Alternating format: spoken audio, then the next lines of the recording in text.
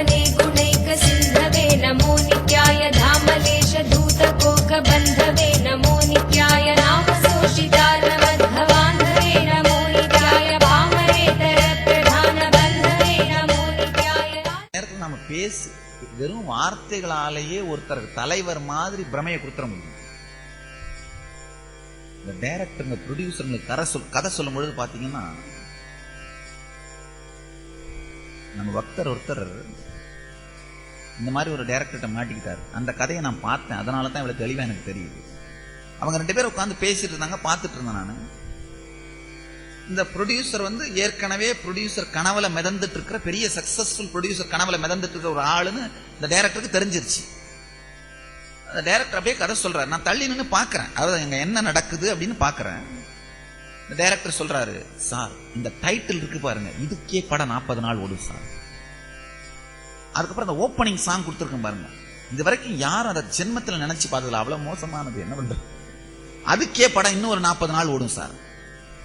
அதுக்கப்புறம் ஒரு சீன் இருக்கு பாருங்க, அந்த 2-3 சீனுக்காக மட்டும் படம் இன்னொரு 40 நாள் ஓடும் சார். கிளைமாக்ஸ் இருக்கு பாருங்க, அதுக்காக 100 நாள் ஓடும் சார்.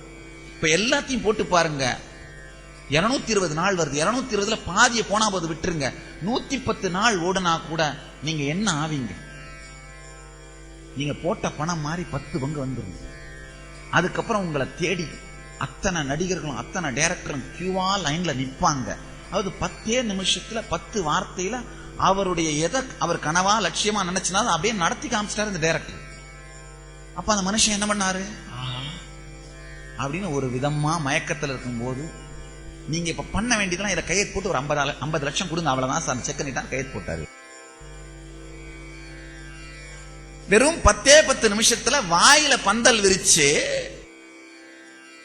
அந்த முன்னாடி இருக்கிறவருடைய கனவை உண்மையிலேயே நடந்துற போகுதுன்ற மாதிரி ஒரு அருமையான வாய்ப்பந்தலாலேயே அவர்கிட்ட இந்த பணத்தையே வாங்கிட்டாரு. நான் அப்படியே தள்ளி நின்று உட்கார்ந்து பார்த்துட்டு இருந்தேன். ஆஹா,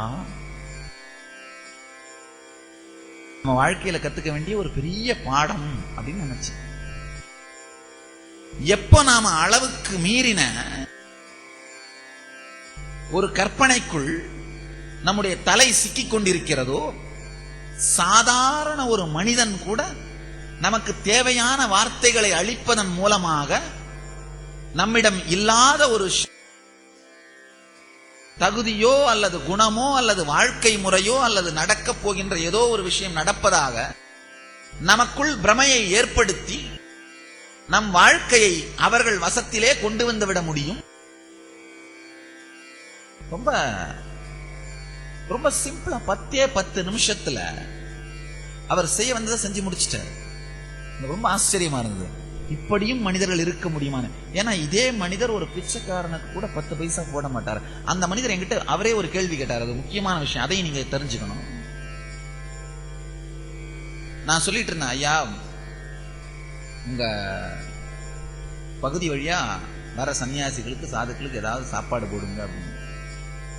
அவர் உடனே அவங்களுக்கெல்லாம் சாப்பாடு போட்டா நான் அவங்களை சோம்பேறி ஆக்க மாட்டேனா? நேத்து கூட நான் என் வீட்டம்மா ஒரு சாமியாருக்கு 1 ரூபா போட்டா, நான் தான் திட்டினேன், அந்த ஆள் பீடி வாங்கி பிடிச்சான், அந்த பாவம் உனக்குத்தானே. என்கிட்ட வேற கேட்கிறார வேகமா. நாம ஒரு சன்னியாசிக்கு 1 ரூபா கொடுத்து, ஒரு சாதுக்கு 1 ரூபா கொடுத்து அவர் ஒரு பீடி வாங்கி பிடிச்சான், அந்த பாவம் எனக்கு வராதா? ஏன் கொடுக்கணும்? அவனை சோம்பேறி ஆக்கக்கூடாது, இல்ல தப்பு இல்லையா? கொடுக்கிறது 1 ரூபா, இவ்வளவு பெரிய பேச்சு. உண்மையில பாத்தீங்கன்னா சரி, நீங்க 1 ரூபா கொடுக்கல, அவர் பீடி வாங்கி வீட்டுல விட்டுற போறாரா? இல்ல அவரை நீங்க உழைக்க வச்சிட முடியுமா? ஒண்ணும் கிடையாது. உண்மை என்னன்னா, நம்ம முன்னோர்கள் ரொம்ப ஆழமா ஒவ்வொரு சமுதாயத்தை பத்தியும் யோசிச்சிருக்காங்க. எல்லா சமூகத்திலையுமே அந்த சமுதாய விதிகளை கடைபிடிக்காம எனக்கு ஒரு விட்டேத்தியா டிராப் அவுட்னு ஒரு 5% இருந்தே தீர்வார்கள், வேற வழியே கிடையாது. அந்த மாதிரி மற்ற சொசைட்டில அந்த டிராப் அவுட் ஆகிறவங்கலாம், சொசைட்டில இருந்து டிராப் அவுட் ஆகிறவங்களாம் ஆன்டி சோசியல் எலிமெண்ட்ஸா மாறிடுறார்கள். நம்ம முன்னோர்கள் அந்த மாதிரி டிராப் அவுட் ஆனா கூட பரவாயில்ல, நீ வேலை செய்யலைன்னா பரவாயில்ல, தொந்தரவு பண்ணாமலாவது இரு, உனக்கு சோறு போட்டுறோம் அப்படின்னா அவர்களை சாதுக்கள்னு வச்சுட்டார்கள். இல்ல உண்மை அதுதான். நீ என்ன சாப்பாடு இல்லைன்னா தான் யாரையாவது போய் அடிப்ப, யாரையாவது போய் திருடுவ, கவலைப்படாத, சோறு போட்டுறோம், மரியாதையும் கொடுத்துறோம், உனக்கு நமஸ்காரமும் பண்ணிடுறோம், நல்லா இரு, சமுதாயத்தை தொந்தரவு பண்ணாத. உண்மையில ஆன்டி சோசியல் எலிமெண்ட்ஸா மாறதுக்கு பாசிபிலிட்டி இருக்கிறவர்கள் சோம்பேறித்தனமுடையவர்கள். சில நேரத்துல சோம்பேறித்தனம் இருந்தா கூட பரவாயில்ல, நீ ஆன்டி சோசியல் எலிமெண்டா மாறாம இரு போதுன்னு தான் நம்ம முன்னோர்கள் அந்த மாதிரி போனா போகட்டும், அவங்களுக்கு ஒரு சாப்பாட்டை போட்டு ஒரு ஏதோ ஒரு மரியாதையை கொடுத்து துணி கொடுத்து மெயின்டைன் பண்ணிடுறார்கள், மெயின்டைன் பண்ண சொல்றார்கள். அதனால சாமி சொல்றேன் கேட்டுக்கோங்க, எந்தெந்த நாடுகளெல்லாம் இந்த சாதுக்கள்ன்ற சிஸ்டம் இல்லையோ அந்த நாட்டிலெல்லாம் கிரைம் ரேட் ஜாஸ்தி, கிரைம் ரேட் ஜாஸ்தி. நல்லா தெரிஞ்சுக்கோங்க. யாராவது அமெரிக்காவில் போய் தங்கி இருந்தீங்க, அல்ல அந்த நாட்டில் இருந்தீங்கன்னா உங்களுக்கு தெரியும். நம்ம நாட்டில் ஒரு பிச்சைக்காரன் உங்களை நோக்கி வந்தா நீங்க என்ன பண்ணுவீங்க? ஒன்னு போடணும்னு நினைப்பீங்க, இல்ல போட முடியாதுன்னா போயான்னு போவீங்க, உங்களுக்கு பயம் வராது. ஆனா அமெரிக்காவிலேயோ இல்ல யூரோப் கண்ட்ரீஸ்லயோ ஒரு பிச்சைக்காரன் உங்களை நோக்கி வந்தா அந்த ஊர் ஜனங்க நடுங்கி ஓடுறார்கள். ஏன்னா பிச்சைக்காரனாலே ஆன்டி சோசியல் எலிமெண்ட். அங்க பிச்சைக்காரனாலே அவன் தீவிரவாதி வெளிநாடுகள்ல. நம்ம நாட்டில் அப்படி இல்லை, நம்ம நாட்டில் அப்படி இல்லை. நம்ம முன்னோர்கள் காரணத்தோடு தான் நம்முடைய சமுதாயத்தை வடிவமைத்திருக்கிறார்கள். எல்லா பரம்பரையிலுமே எல்லா நாட்டிலையுமே எல்லா கல்ச்சர்லையுமே ஒரு 5% டிராப் அவுட் இருந்தே தீரும். அவங்களுக்கும் நம்முடைய முன்னோர்கள் சமுதாயத்தை வடிவமைத்து கொடுத்தார்கள். அவர்கள் ஒரு மனுஷனுக்கு அடிப்படையான தேவைகள் பூர்த்தி ஆயிருச்சுன்னா தீவிரவாதத்திலேயோ இல்ல வேற மிருகத்தனமான விஷயங்களையோ செய்யணும்னு யோசனை இருக்காது, இன்ஸ்பிரேஷன் வராது. வறுமையில இருக்கிறவனை மட்டும்தான் தீவிரவாதத்துக்கு தூண்ட முடியும். நல்லா தெரிஞ்சுங்க. அடிப்படை தேவைகள் நிறைவடைந்த ஒரு மனிதனை தீவிரவாதியாக மாற்ற முடியவே முடியாது. தீவிரவாதியாகவும் ஆன்டி சோசியல் எலிமெண்டாகவும் ஒரு மனுஷனை அவனுடைய அடிப்படை தேவைகள் திருப்தியோட மாற்ற முடியாது.